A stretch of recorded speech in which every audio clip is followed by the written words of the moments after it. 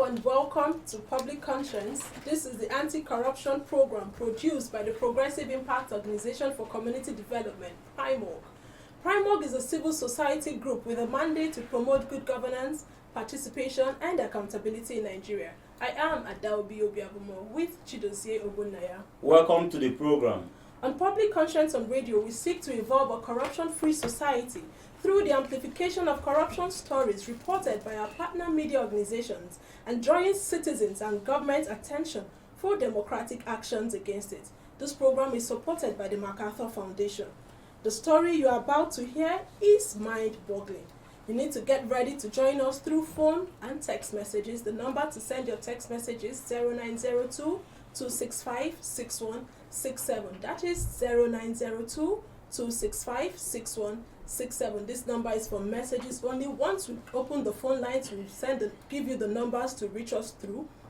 And on today's program, we will be looking at an investigative report by Premium Times exposing how corruption, regulatory failure, collusion by government agencies, and flagrant abuse of Public Procurement Act marred multi-billion naira contract to rehabilitate a section of Nigeria's Eastern Railway line. In March 2011, the Eastern Railway Line Rehabilitation Project was divided into three sections. 463 km Port Harcourt to Macaulay was awarded to ESE Contracting and Industry Company at the sum of 19.2 billion naira. Also, 1,016 km Macaulay to Kuru was awarded to CGGC Global Projects Nigeria Limited at the sum of 24.5 billion naira, while 640 km Kuru to Maiduguri went to a contractor identified as Lingo at 23.7 billion naira. According to the investigations of the three contracts, the Port Harcourt Makurdi section and Kuru Maiduguri section awarded to Lingo and ESA respectively were flawed with procurement fraud, impunity, poor quality of job execution. For instance, ESA, which is reportedly promoted by a Turkish firm, lacked legal capacity to get the contract as it has no certificate of incorporation required by the law. Unfortunately, this requirement was swept under the carpet with Bureau of Public Procurement, BPP, apparently doing nothing before the contract was awarded. More so, ESA was accused of using old rails of BS-60 model with dates that preceded Nigeria's independence, while CGGC also used substandard materials on the rail lines. Regrettably, 9 years after these contracts were awarded, the rehabilitation work has failed despite huge funds spent, dashing the hopes of people, especially traders who had in the past several years relied on train service. I'm sure you're wondering what is going on, but just hang in there. For better understanding of this corruption investigation affecting vast majority of Nigerians, we have in the studio Program Officer Stephanie Adams with us. Thank you so much for coming on the program. Thank you for having me. We also have Ijamo Kereke, the Program Executive, both of Premium Times Center for Investigative Journalism in the studio. Welcome. Thank you very much. And also here with us is the President of Nigeria Union of Journalists, NUJ, Comrade Christopher Isiguzo. Welcome to the program. Thank you. Good morning. Let's begin with Stephanie Adams. Could you give us an overview of this report and what you found out? In summary, of course, because this is a large investigation, but I'll take everyone back to the year 2020 when the whole process started. That was under the Goodluck Jonathan administration, and there was a call for people to submit their proposal about the Eastern Railway. And in 2011, the contract was awarded to Lingo. And so the contract is meant to be a 67, or rather in total, 67.3 billion naira. That's almost 70 billion naira to an extent. However, it's been 10 years now and nothing literally has been done about the contract. Now, this is what happened when the contract was awarded. A sum of money was paid to Lingo. However, our investigation shows that Lingo did not and does not have the capacity to carry out such a contract. Now, just like you heard from the onset, that this particular investigation was actually into 3 parts, or rather, this particular contract was into 3 parts. But the whole Eastern Rail Line was supposed to cover from Port Harcourt all the way to Maiduguri for people, business people, and business people to be able to transport their goods and all of that. But at the long run, 10 years later, nothing literally has been done. And people will literally say, okay, what do you mean by nothing has been done? Now, when Lingo was awarded that contract, they literally subcontracted the award to another organization, to the Chinese firm, which is known as the CREC 5 in short, the CCGCC. And they subcontracted it to them. After they did that, a long period of time, some rail lines were actually put in place, but some were not put in place. Now, let me remind people that this is not meant to be a new railway construction, but it's meant to be a rehabilitation, because these railway lines have actually been in existence even before independence. Now, the thing is, sometime in 2011, this project, especially the one from Gombe, the one in Gombe, was actually commissioned. It was commissioned by the then vice president. Now, what they did is that there is always a gap. So what they rehabilitated was literally where people will see, like the Just station, for the commissioning. just for the commissioning, and that literally happened between Kuru is in Plateau State, all the way to Gombe. So there is always a demarcation and interval. In fact, to continue this, because I'm just giving an overview, you'll find out that there is a lot of rail lines the rail lines did not have sleepers. It's impossible for a rail line to exist without sleepers.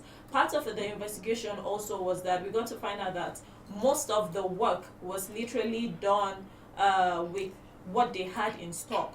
So they had like a lot of tools that they have in stock. That was what they used.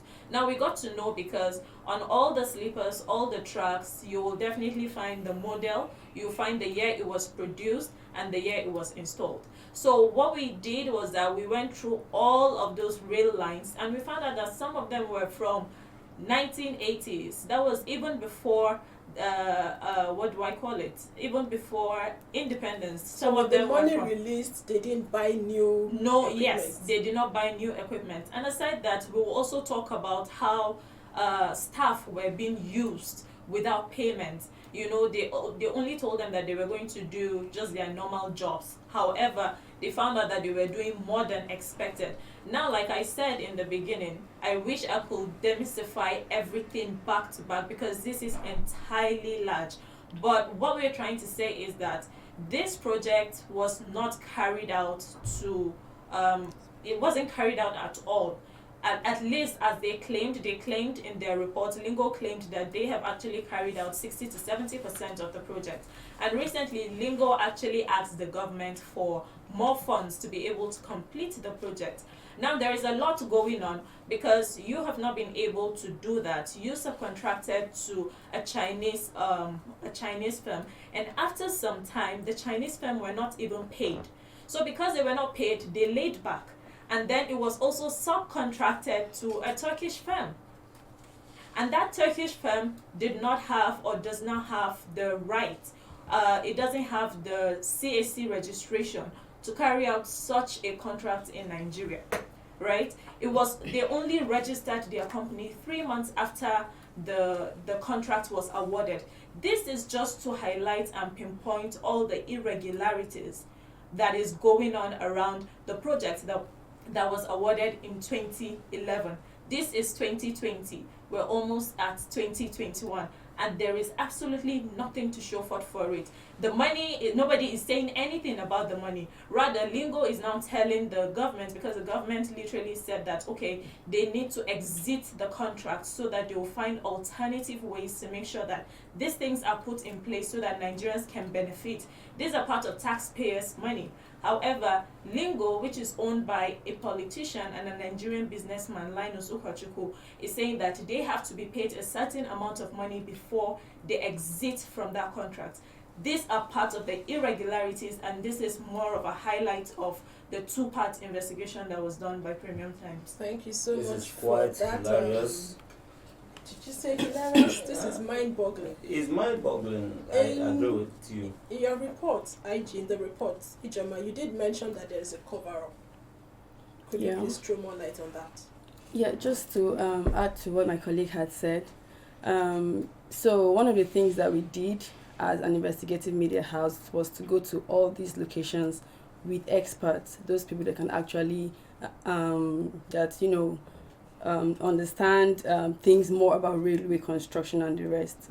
And so instead of us to see equipment that are recent, seeing that the contract was a contract from 2000 upwards, 2010 upwards, we saw rail lines that dates back as far back as during our independence time, 1906, 1930 something, when you should be seeing rail lines such as 2011 or 2013.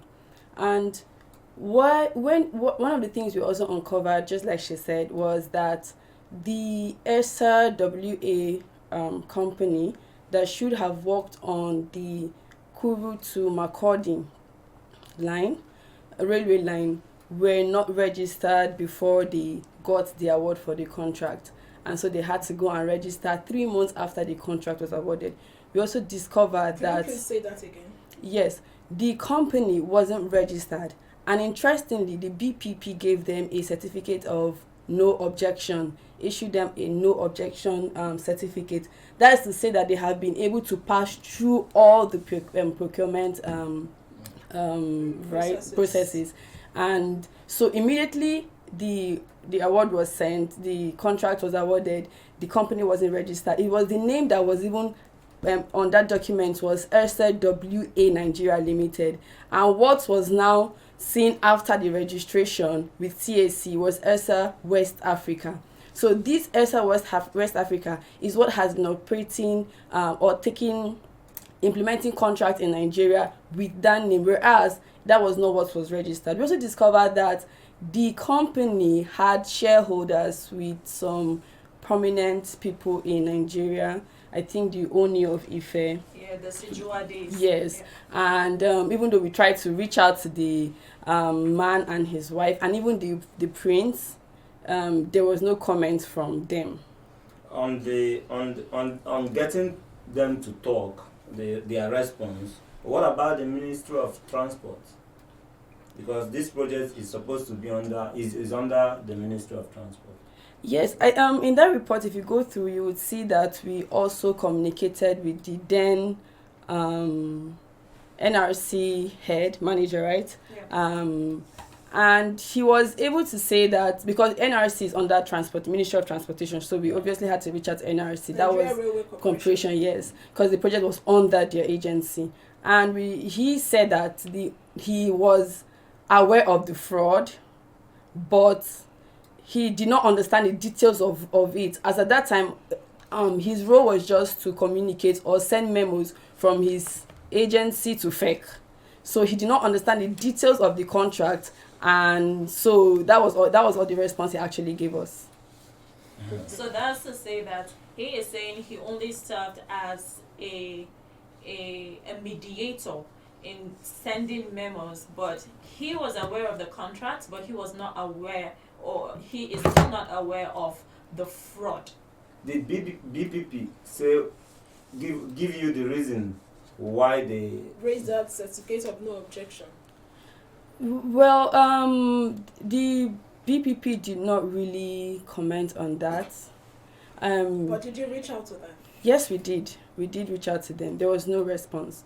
But because we had the search and we had intel from, both the corporation and the BPP itself, we understood that the contract was, for that of Lingo especially, it was awarded in less than 24 hours.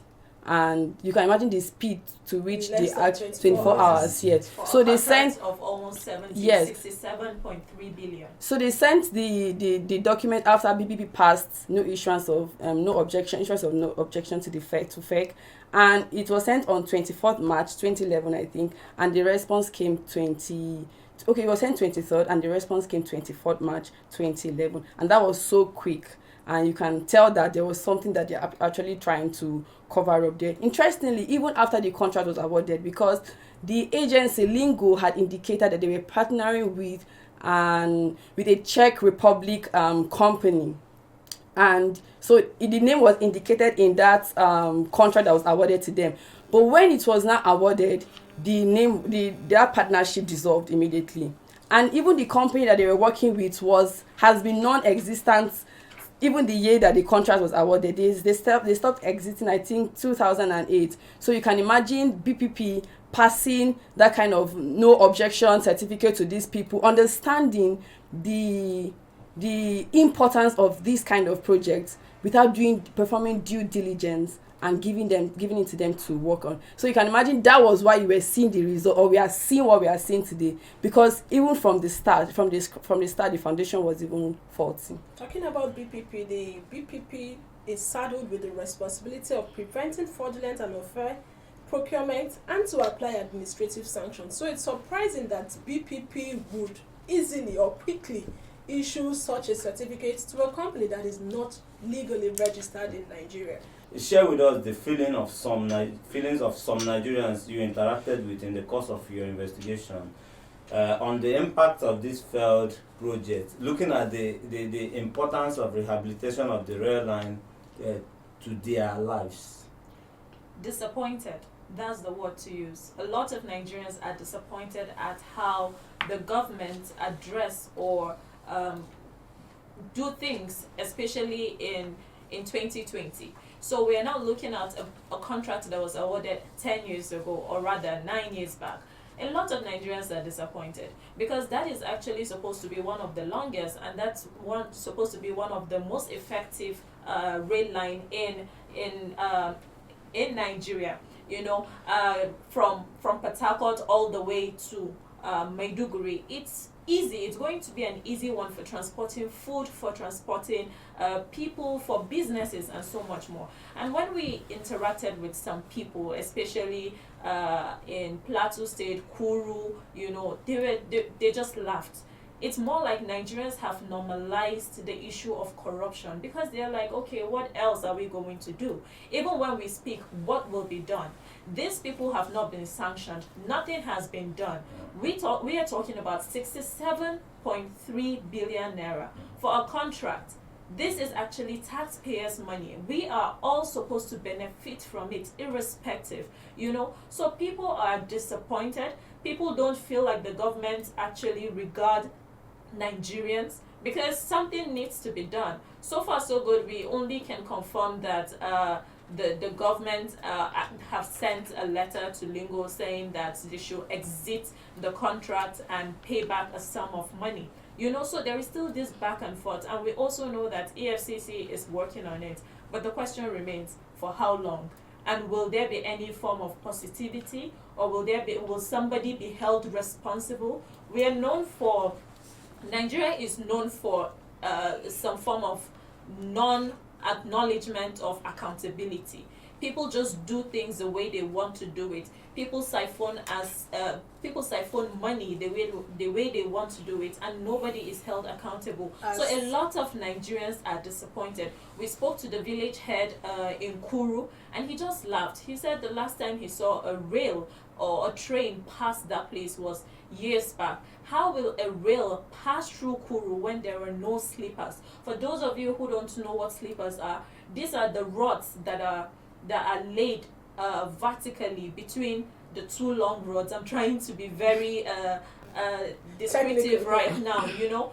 So if there are no rods, if there are no sleepers, of course rails cannot pass. And even when the trains were working, because they worked to an extent, you know, at some point the trains continue to break down, just like we are saying recently. So it's more like a deja vu, you know. So the trains continue to break down. Yeah, let me add to what she said. Another thing that we got from the Cities on Nigerians was when the first part of the story was published. People started saying that why is Premium Times attacking Lingo? Seeing the name of the reporter and the owner of Lingo, people felt like it was tribalistic. So we decided to focus or to go and research or work on the other two companies. Just so for people that are listening and may be confused, the contract was one, but it was in three parts.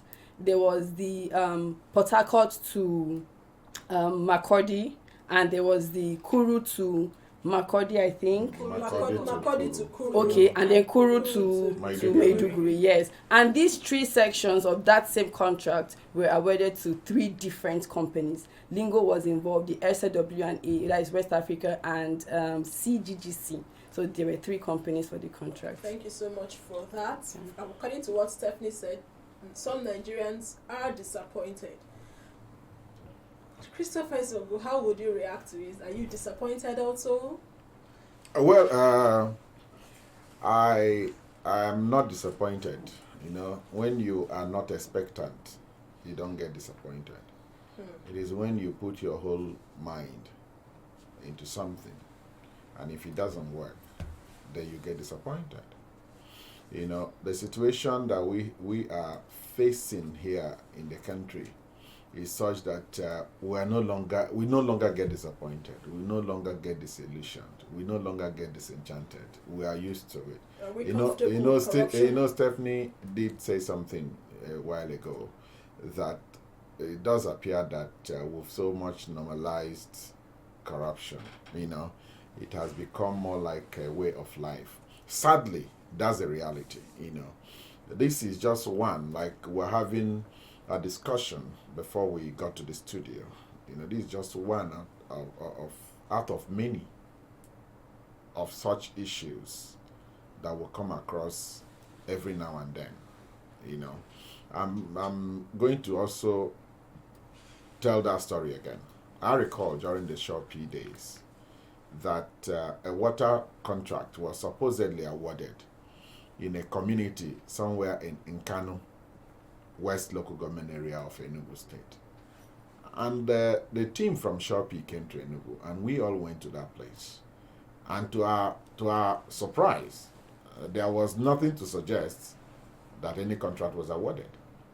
But if you go through the records, they had already collected 30 million naira for the contract.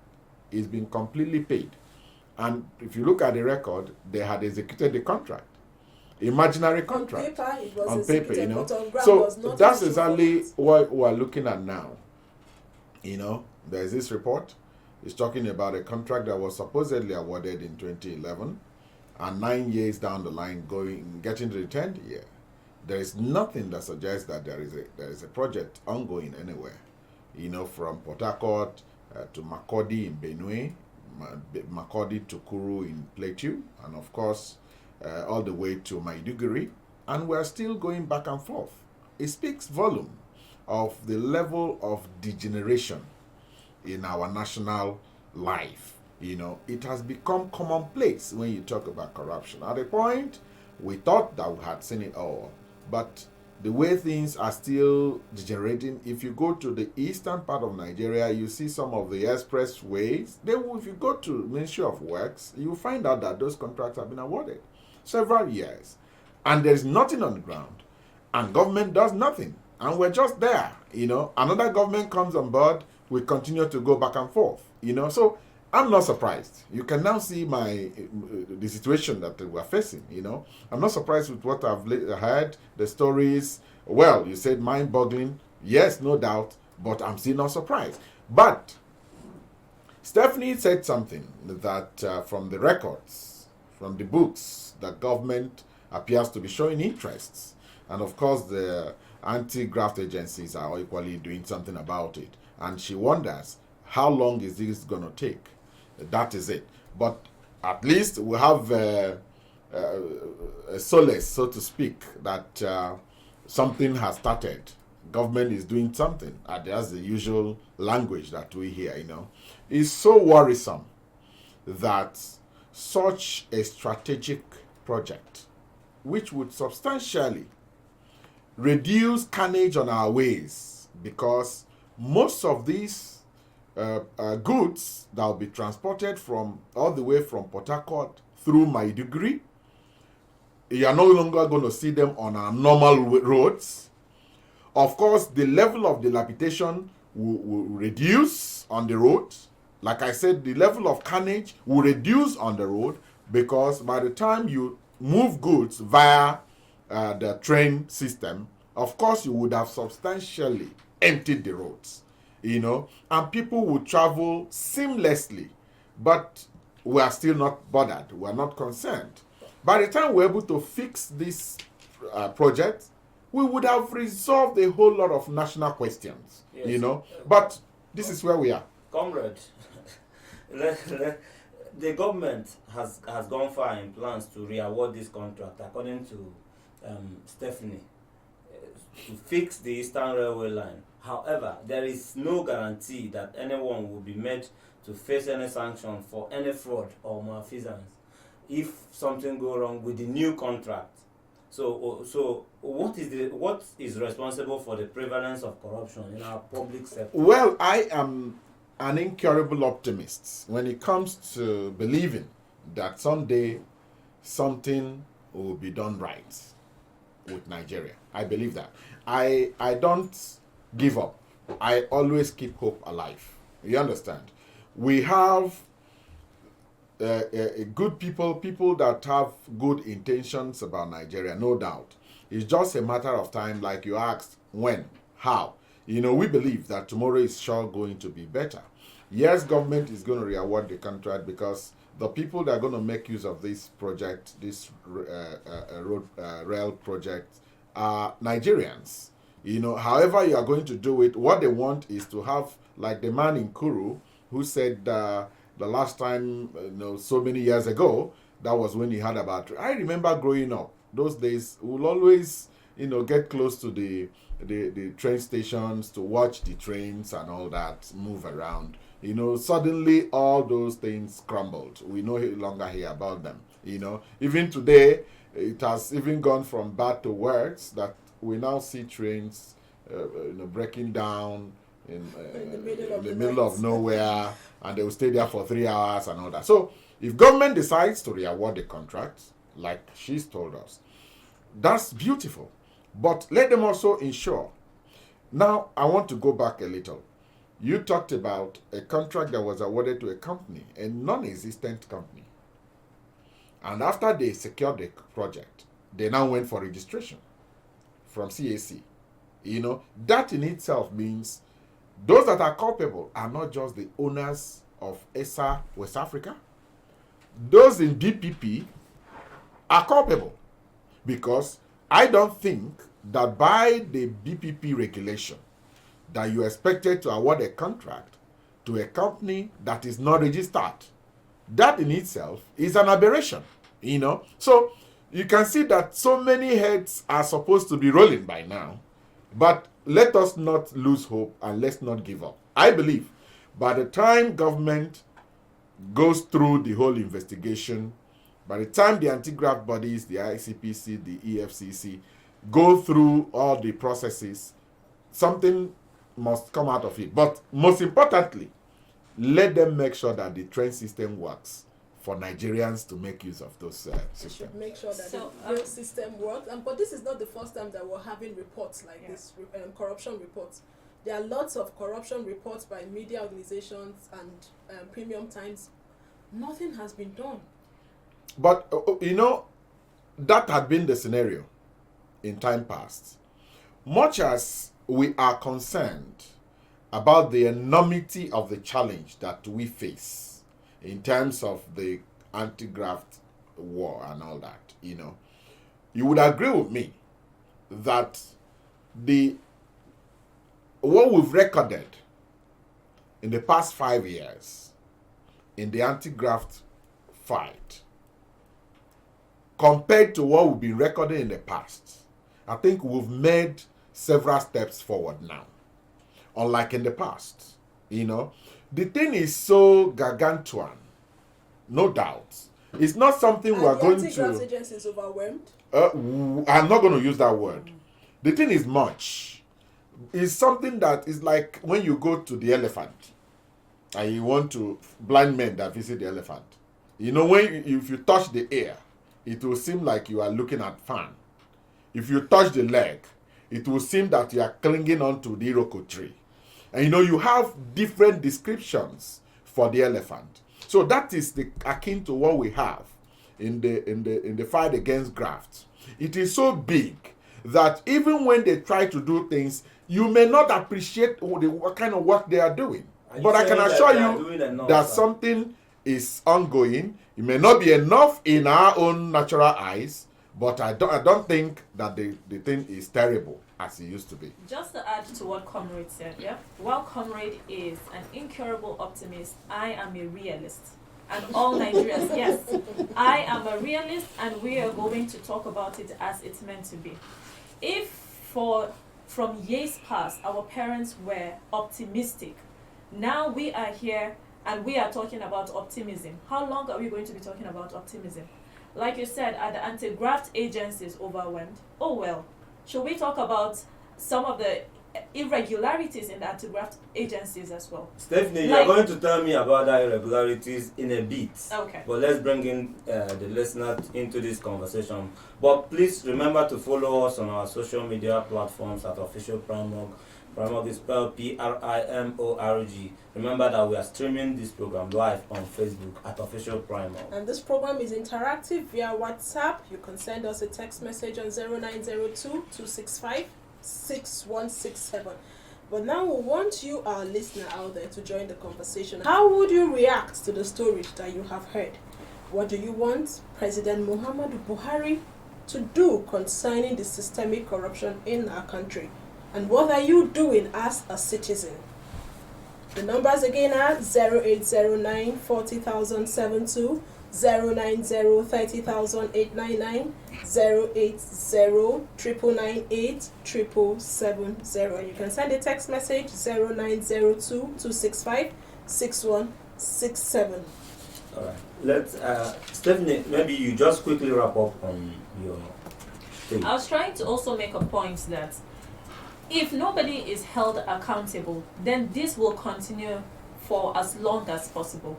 When the owner of Lingo, Mr. Linus Okwachuku, was contacted, this man literally said that he has never heard of SHP.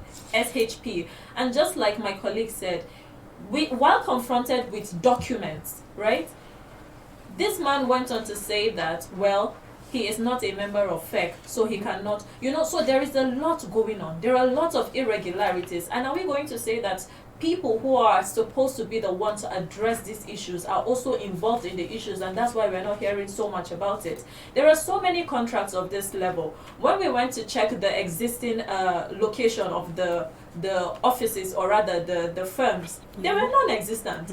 The location there is nothing there. The phone numbers, the emails, they're absolutely nothing. And just like Comrade said, there are so many abandoned projects. I'll give an example with the project here in Abuja, the Games Village all the way to Galadimawa, the roundabout and the overhead bridge. Even if that's the wall of Jericho, it's supposed to have fallen by now. Because these are projects that have been awarded since the then president. Are we going to say, 2023 is approaching? That means that those projects are going to see the next incoming president. And Nigerians have normalized the issue of corruption because we were promised that the current government promised us that they were going to fight corruption. Nigerians have normalized it. Nigerians don't believe that, we are fighting corruption because nothing is being done about it. We can't see any form of impact. Let's take this call. Hello. So your name and where you're calling from? Good morning, my name is Moses. Let's hear you, Moses. My topic here today, unfortunately, optimism has led us where we are today in Nigeria. Optimism. That's where we are today. I think the government are not doing what the right thing. They are not doing what they ought to be doing. There's no will to better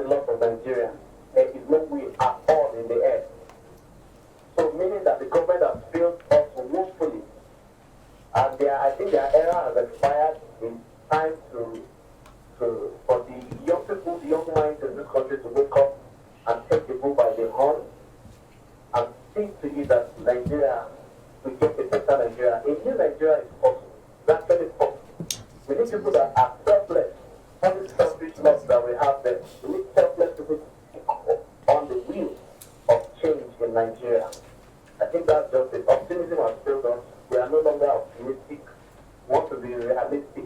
Let's be deliberate about handling the issues of Nigeria. Thank you very much.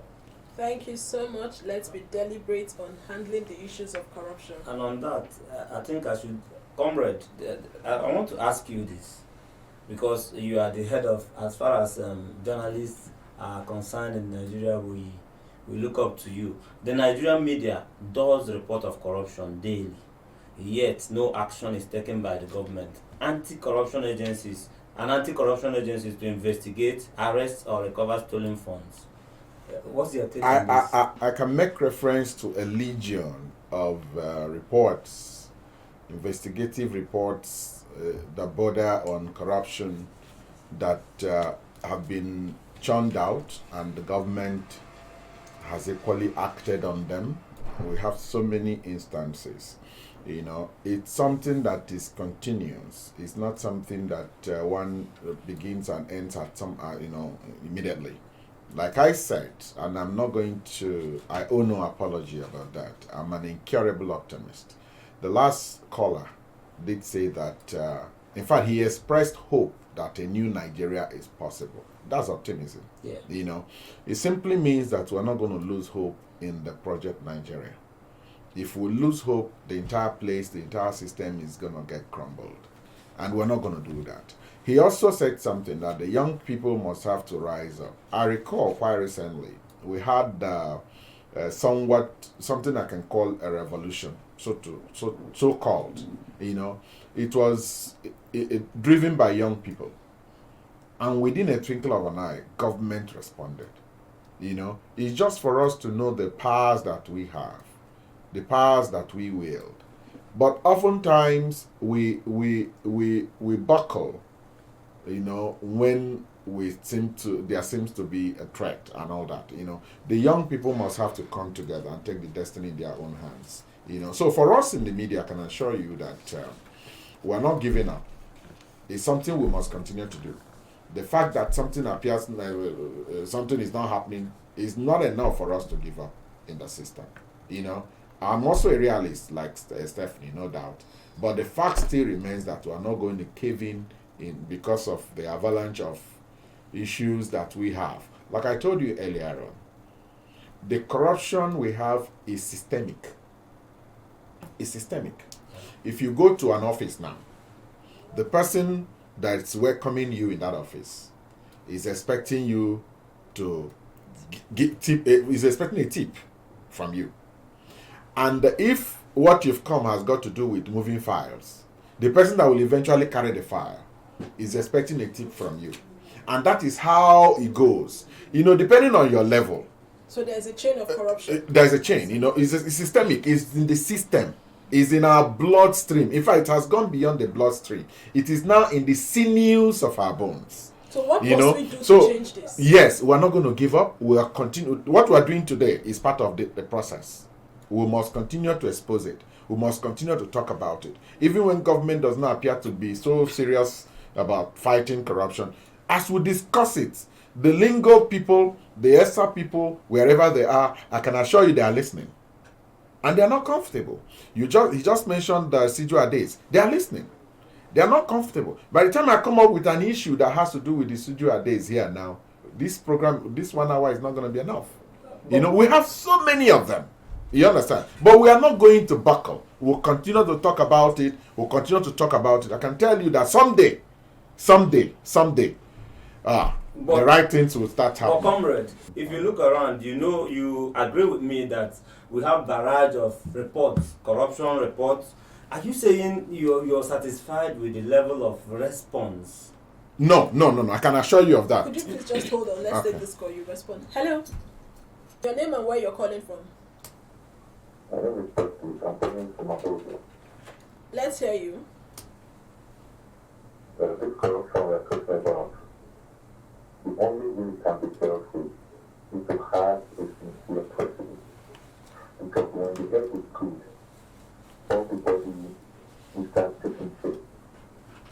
Are you trying to say that the president is not sincere? The president is highly corrupt. We can't justify that on justify this it. We show. can't take that place. Yeah. So, comrade, please. Go ahead, we are going to on respond. Good. Well, nobody's going to be satisfied with what we are seeing at the moment. It's not enough. That's the truth. They've got to up their game. They've got to be more committed.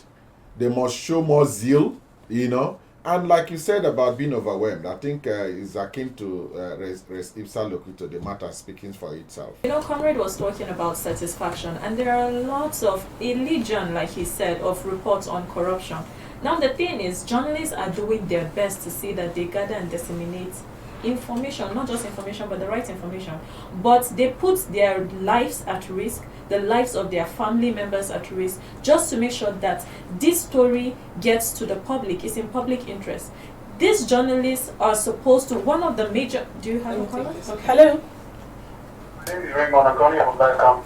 Go ahead, Raymond. Okay, first of all, I would like to commend Premium Times and their crew. I really think that a lot of what they do is very underrated, and I hope they can take encouragement from this call that is continue what they are doing. First, secondly, your NUJ representative or chairman there, I'm getting very mixed feelings from his comments.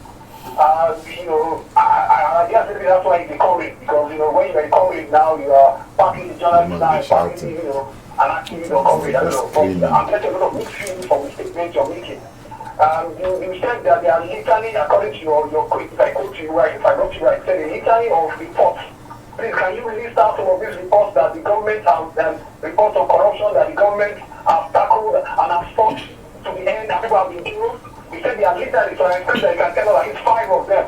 Yes, so, I mean, you're saying we want bread that, you're optimistic, but you cannot back it up now with numbers. I really need you to back it up, because if we're going to do this fight, if we're going to fight this fight against corruption, at least the least we can do is whenever we have the opportunity to speak, let's speak the truth. Let's not be diplomatic about this thing, because corruption is, you can see how big this is. We're talking about. Thank you so much. Our time is almost up. Comrade. Well, have mixed feelings. He's expecting certain words from me, and I'm not going to use them. But the fact still remains that the journalist has got the responsibility of exposing corruption. If we are going to have good governance, if we are going to build a country of our dream, the media must have to be granted unfettered access to do his job. And that's what we're doing. But it is not in our own hands. We don't have prosecutorial powers.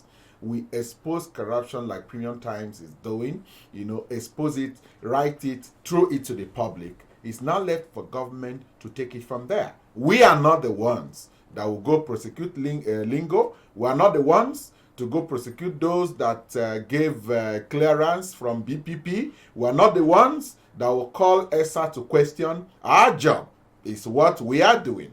Expose it and leave it to the public. Expose it and leave it to the public. A last take from you, Stephanie.